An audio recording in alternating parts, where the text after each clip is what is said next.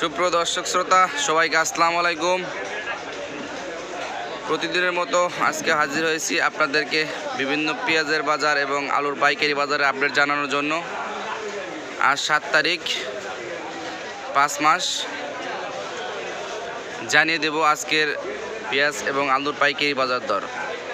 সম্পূর্ণ ভিডিওটি দেখতে থাকুন। তো দর্শক শ্রোতাবিন্দু, আজকে কিন্তু পেঁয়াজের বাজার অনেকটাই গরম, প্রচুর পরিমাণে কিন্তু বেড়ে গেল। আবারও পেঁয়াজের বাজার কেজি প্রতি প্রায় 5 থেকে 7 টাকা বেড়ে গেল আজকে পেঁয়াজের বাজার।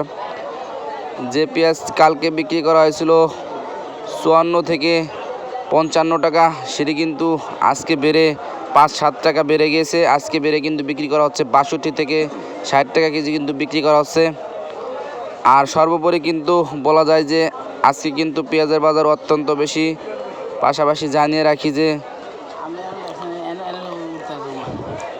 আজকে কিন্তু রসুনের বাজার অনেকটাই বেশি। আজকে কিন্তু রসুন বিক্রি করা হচ্ছে 190 থেকে 200 টাকা কেজি, সবচাইতে ভালো মানের পেঁয়াজ। এই হচ্ছে আজকে পেঁয়াজের বাজার। পেঁয়াজের বাজার কিন্তু আরও বাড়ার সম্ভাবনা রয়েছে, কারণ হচ্ছে এলসি পেঁয়াজ যেটা আমদানি করার কথা ছিল সেটি কিন্তু বাজার অনেকটাই বেশি, যার কারণে কিন্তু পেঁয়াজের বাজার আবারও মোটামুটি অনেকটাই বেড়ে গেল।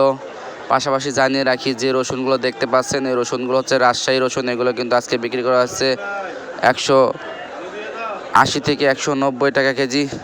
আর ডায়মন্ড আলুটি বিক্রি করা হচ্ছে 45 টাকা কেজি। আর স্টিক আলুটি বিক্রি করা হচ্ছে কিন্তু 43 টাকা কেজি। এই হচ্ছে আলু, পেঁয়াজ এবং আজকে রসুনের বাজার।